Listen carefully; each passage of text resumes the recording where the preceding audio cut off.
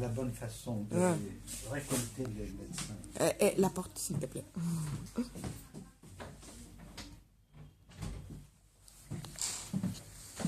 Alors, si je comprends bien, Costas, tu viens de voir, d'essayer d'aider un cas vraiment très grave d'un jeune garçon qui n'a un peu plus, juste un peu plus de 10 ans. Est-ce que tu peux nous parler un peu de ce cas et qu'est-ce qu'il fallait faire pour lui? Alors, c'était la mère qui est arrivée ici désespérée. Oui. Et elle nous a dit que malgré le fait qu'elle est étrangère et elle est d'origine albanaise, Oui. mais pour nous, ça n'a pas d'importance, absolument aucune importance. Et alors, elle nous a expliqué que son petit enfant, né 2004, il a besoin absolument d'un test IRM, tout d'abord du foie et du cœur. La raison pour laquelle ce petit enfant doit avoir périodiquement cet IRM, c'est parce qu'il y a la thalassémie. Il a la thalassémie, oui. La thalassémie. Et alors, tout d'abord, il lui faut une transfusion de sang tous les mois, mais avant de faire cela, il doit subir des tests Un comme contrôle, le un IRM contrôle. pour bien trouver la situation, etc. Alors, elle n'a pas pu avoir pour son petit enfant ce test IRM, et alors c'est grâce à notre réseau avec les médecins et avec les gens, les techniciens qui peuvent nous fournir cette test très très cher, qu'on a pu trouver une solution, et on espère que le petit enfant dans les 15 jours à venir peut avoir le IRM nécessaire, du foie et du cœur en même temps.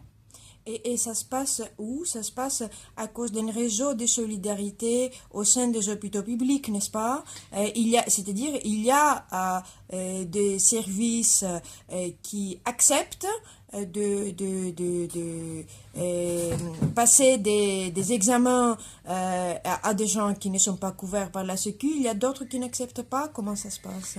Mais c'est la bonne raison pour laquelle on peut survivre contre cette situation insurmontable.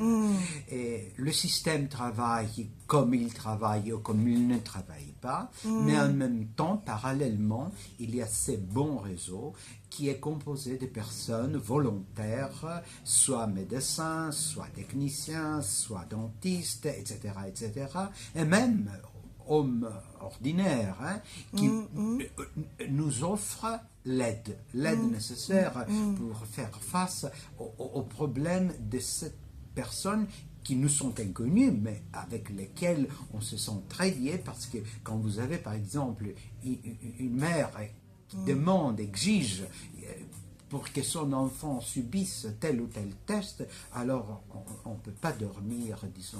Tranquille. Ouais. En plus, un enfant qui est atteint d'une maladie très grave, donc qui nécessite quand même un suivi régulier. Hein. Et là, je voudrais rendre hommage quand même, et tu me diras ce que tu en penses, aux médecins hospitaliers qui acceptent d'accueillir dans leurs services des gens qui ne sont pas couverts par la sécurité sociale. C'est pas tous qui le font, mais certains le font, et en le faisant, ils se mettent hors la loi, c'est-à-dire ils se mettent hors la loi, les règles strictes de la loi, donc ils sont passibles quand même des sanctions. Hein? N'est-ce pas? C'est le seul biais par lequel on pourrait contourner le problème. Parce que s'il y a quelqu'un, par exemple, qui nous dise pour des raisons bureaucratiques, parce qu'il y a certains pourcentages, certaines limites, ou tel décret ministériel, ou je ne sais pas quoi d'autre, ou je ne peux pas le faire, il n'y a pas le moyen, ou la quota est dépassé, etc., etc. Mais en même temps, il y a un bon nombre de médecins, des hommes simples, du personnel soignant aussi, voilà. qui disent, écoutez, on peut faire quelque chose. Et on doit faire quelque chose. Mais alors, on doit, c'est pas problème pour ça, parce que tout le monde comprend, ou la majorité des personnes, mais il y a certains, j'ose dire, qu'ils se sont un peu coincés ou contraints par la loi, par, disons, les circulaires qui sont... Du ministère qui sont obligatoires. Moi, je dirais même qu'à cause de cette dépense qui se détériore, parce qu'ils sont devenus moins, et alors ils sont arrivés à un niveau très critique maintenant, je comprendrais, sous telle ou telle condition, qu'il y a un problème, parce qu'il y a, par exemple, pas moyen pour trouver le nécessaire... comment c'est les substances pour faire les examens laboratoires, etc., etc. Mais si on veut, on pourrait trouver une solution. Et c'est à cause de ces personnes qui nous aident. Et je pourrais vous dire qu'à vrai dire, il y a un réseau des personnes, un réseau composé de telles personnes qui aident à surmonter cette situation. Mais il y a aussi un autre problème. Des fois, il y a des patients qui ne sont pas couverts par la Sécu, qui reçoivent les soins nécessaires, mais après, des mois après, ils reçoivent quand même la facture chez eux, et s'ils n'ont pas à payer, il y a leur dette est transférée au fisc, aux impôts, et ils sont exposés à des saisies sur compte bancaire ou à des saisies même sur leur résidence principale. Est-ce que tu connais des cas comme ça qui ont été justement exposés à cette honte-là? Voilà. Hélas, cela arrive. Oui. Et il y a des personnes qui arrivent ici et nous racontent leur histoire. Parfois, on ne peut pas les croire parce qu'ils sont des histoires vraiment incroyables. Et ce que nous savons dans notre petit dispensaire ici, c'est que même s'il y a le cas que vous venez de mentionner, alors 2 mois après, 3 mois après, les mêmes personnes, malgré les répercussions fiscales, si je pourrais dire, de point de vue des autorités de taxation, ils arrivent ici parce qu'ils sont obligés de continuer ou de répéter les examens ou les tests de laboratoire, et ils nous disent, mais on n'ose pas fréquenter maintenant, on n'ose pas aller pour une seconde fois ou aux hôpitaux publics, fois de plus à tel ou tel hôpital, parce que, par exemple, nous sommes sur la liste des personnes qui ont une dette.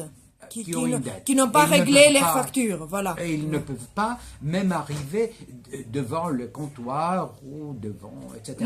Devant les guichets, oui. Et de plus, ce sont les personnes que peut-être ils ont les prescriptions médicales pour faire le même type de test ou pour le laboratoire, mais ils ne peuvent pas toucher le laboratoire public, alors ils arrivent ici. Et alors maintenant, c'est à ce dispensaire qui doit entraîner ou entamer cette tâche pour faire ou trouver moyen pour tel ou tel test. Oui, pour trouver une solution à cette situation vraiment tragique, aux répercussions humaines vraiment inimaginables. Bon, merci beaucoup Costa et bon courage pour tout. Nous sommes à vos côtés. Allez, merci. Mille merci. Merci. Vous nous encouragez tellement. Caliste me voler. Nasa kala. Pas de quoi.